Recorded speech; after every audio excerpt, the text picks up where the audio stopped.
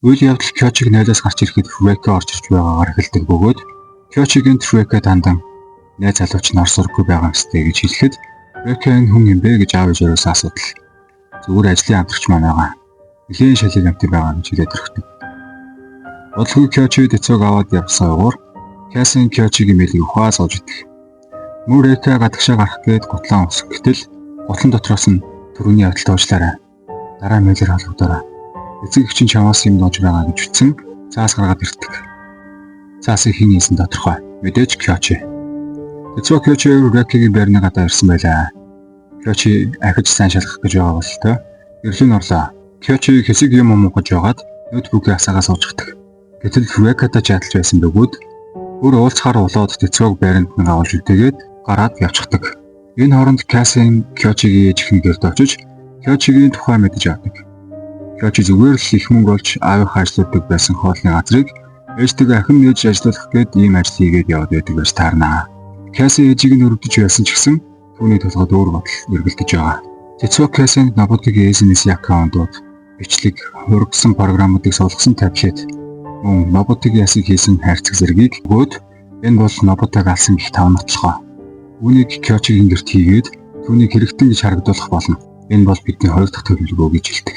Энэ үед Тэцүү гамнаасаа арай гэж мултран Кясыг дуудаж ярилцсан эцэст Кясын Рекер харин Тэцүү Кёчигийн гэрт очиж нотлох баримтуудыг хийчгээд эргээд ирэх болдог. Кясын Кёчигоос орчилж охин дээр ирж амтсан байлаа. Охиноо Кёчитэй уулзахын тулд бүхэл аргыг ашиглан яадаг ч байсан гэрлүүгээ зүг харахаар болдог. Энэ үеэр Тэцүү Кёчигийн байранд дайлд ирчихсэн хаалганых нь ур зогсож байгаа харагдана. Хаалгыг нэх гээд болохгүй болохоор дээрөөр нь нэвтрэнгээд бас л чадалгүй Кёчиг очихоос өмнө Рекигийн гэрлөө буцдаг. Кёчиг буцаж ирэхэд Тэцүү айлдыг ирчихсэн байхan тэр. Тэгтэл Кёчи бүх гэрлийг унтрааж ALS гэх харанхууд хүний цус хурууны хийг зэрэг мөрдлөгд ашигладаг гэрлээр шалгаад эхэлнэ. Тэгтэл ямар ч хүний цус бит хийхэл гутлын мөрч харагдахгүй байдаг. Үлгийнхээ гişин рүү залгаад чам цагсан гэрлээрээ хямдах юм очоогүй гэхэд бараг 100 мянга болсон. Баримтыг хийцэн байгаа. Өө нэрээ Кёчисан докторч нь шуудан чийчихсэн. Гэртээ хүрэх гэсэн мэд явуулсан мэт гээл. Тэр мэлийг нь Кёчи биш Тэцүү явуулсан байдаг ба гэрийнх нь хаягийг бүр баттай мэдхийн тулд явуулсан байдаг. Кёчи элдв юм бодоод сууж байтал Тэцүү боломжийг ашиглан Такетай сайн хөрөгчийн тухай судалж байгаа. Нобутаг хороосон байх магадaltaй гэж сэтгэлж байгаа гэсэн. Тийм болохоор Такетай сайн тэр мэлийг явуулсан байж магадгүй гэж бодож байна. Таныг хэрэгтэн гэж харагдуулж нотлох баримтыг танаа гэрт хийсэн байх. Хурдан танаа гэрлөө явах хэрэгтэй гэж хэлснээр Тэцүүгийн санснаар уулч гэрлөөний явахаар болдог. Нэг цагийн өмнө Тэцүү жинхэнэ ирэлс гэрлийг хурамчаар сольсон байдаг ба Такетай Кёчиг сэжиглж байгаа тухай худал мэдээллийг ч бодоод амжсан байдаг.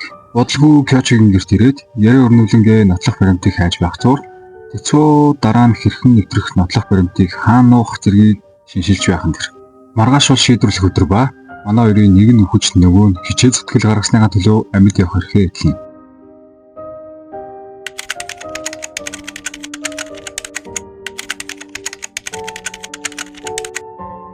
Манай хоёр Такетай дээр очисон байдаг бөгөөд Такетай Кёчи дандан Нобутаг алсан гэх нотлох баримт олсноо. Дураараа хөдөлчөөд ямар ч үрдөнгөө өвдөг сүгдүүд уучлах байгаач гээл. Кёчи ч өсөө өдөөс нь нам өрөөгөл эхэллээ. Гэтэл Тэцүү аяархан гарцаа өдгөө салгаарай. Тэд хөдөлжил таарна гэж хэлдэг. Бараг хамтрагч болсон юм шиг. Такетад нэг мэйл ирсэн бололтой чухал царай гаргаснаа. Нөгөө өдөртөө Кёчиг харж байгаарай гэснээр Тэцүүтэй ярилцаж болох уу гэд даваад гардаг. Гэтэл өмнө Хибикигийн Тэцүүд хэлсэн бэлэн мөнгө очиж явсан машины хэргийн талаар байдаг. Тэр мэйл дээр нь Кёчи Нобута хоёрыг хамтран үйлцсэн тухай бичсэн байлаа. Такетай Нобутагийн гэрийг шалгуултал их хэмжээний бэлэн мөнгө олцсон бөгөөд Кёчид ч мөн хандан гэрийг чинь шалгана гэд шалгахаар болдог. Гэрт нь ирэхэд Кобо гихтээ тушаалт нь шалгахаар ирсэн байдаг бөгөөд өнөөдөр та хоёрыг хэн нөхөх бол гэд ёслонгоо асуухан тэр. Бараг шалгаж дуусгах төгөхөд нэг цэпний урд бараг бүгдээрээ зогслоо. Кёчи нэгээд харуултал түүний хадгалж байсан мөнгө байдаг ба цаа талд нь нэг хайрцагтай зүйл харагдахад Кёчи нэлээд орлон Такетай руу чи энийг цэпэнд хийсэн мэт. Нобутаг чи алсан мэт гэж яхад түүнийг унгаагаад дарж аваад хайрцгийг нээтэл хүний яс мөн бусад нотлох баримт гараад ирхэн тэр. Бүлэглийнхэн ясыг шинжилүүлээд Нобутаг их болохыг тогтоогоод авдаг. Энэ бүхний ард мэдээж тоос үгээр бүл байгаа нь бөгөөд Такетад ирсэн мэйл мөн нотлох баримтууд зэрэг Тэцүүгийн зааснаар Кясын бүгдийг амжуулсан байдаг. Үүний дараа Тэцүүг явж болно гэж хэлэхэд бүх юм дууслаа гэж бодан Рекагийн гэрийн зүг алхахын тэр. Хэсэг хугацааны дараа Кёчи зогсчихдог ба дээвэр дээрээс мөнгө цацсан хүмүүс дунд ороод алга болчихдог. Төд удалгүй Кёчи Нобутагийн аав буюу Матори руу залгаж хэрэгтэн бий биш. Хэрэгтэн бол тоосод хэцүү. Түүний хийсэн бүхнийг тайлбарлаж өгөх болно гэж хэлж байгаа харагдана. Кёчи бүгдийг тайлбарлаж дуустал Матори ярианд нэгтгэж энэ бүхний ард тэр залуу байсан юм зү. Нобутаг алсан хүнтэй заавал олцох болно гэж хэлдэг. Энэ бүхнийг сонссон Матори галзуу юм шиг л ашигчин өрөөнийхөө хамаг юмыг эвдэж сүтгэж байдаг. Тэцүү Рекагийн гэрт онтож байгаас ирэхэд хаалга дуурах чимээ гардаг ба Матори ирсэн байханд тэр Тэцүү бас л ханын шүүгээ нуугдаж амждаг. Матори жинхэнэ ээлс гэрэл авчран бүх газрыг шалгатал яг ханын шүүгээний урдхан дүүрэн цусны мөр байхыг олж хардаг. Үүнийг харсан Матори яг тэр цусны мөрөн дээр өвдөг сөгдөн Нобутагийн нэрийг чангаар дуудан уйлж байхад энэ явдлыг харж буй Тэцүү юу ихэ бодон зогсож байдаг. Матори ханын шүүгээ харан энэ байна уу гэж асуухад Тэцүү гараад ирнэ. Түүний өмнө өвдөг сөгдөн бүгд миний хийсэн зүйл. Миний буруу гэж уучлах байлаа. Маторид энэ бүх зүйл хамаагүй бололтой. Чамаа гэр бүлтэй жинцөө гаална гэд дайраад байдаг.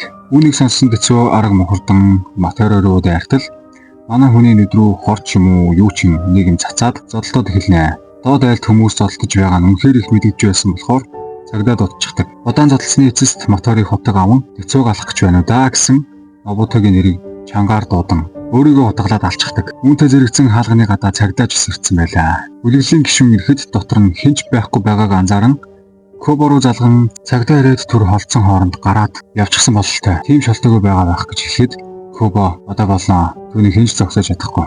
Буцаад ир. Дараагийн ажилдаа орцгоё гэхэн тэр. Үзэгдэл солигдож ихнэр нь Тэцүү руу залгаж хурдан ирж хоолоо идэхгүй мүү гэхэд Тэцүү уулсалтай бололтой. Төрүүлээд идчихвэ гэж хэлээд ууланд очиж зогцыг болж байдаг. Маргааш өглөө Тэцүү гэртээ ирэхэд ихнэр нь маш их санаа зовсон бололтой. Хоёр алгадаад Тэцүүд наалдан уйлж эхэлдэг. Энэ бүх зүйл дуусны дараа тоосог гэр бүлийн амьдрал урдыг шигэ зэгсэрч өнгөрсөн тусан зүйлс зөвхөн Тэцүү Кэсин хоёрын дурсамж нөлснээр энэхүү уяаны маань дуусч байна. За бичлэг таалагдсан бол лайк болон сабскрайб дарахаа бүтгий мартаарай. Дараагийн бичлэгээр уулзцгаая. Arigato.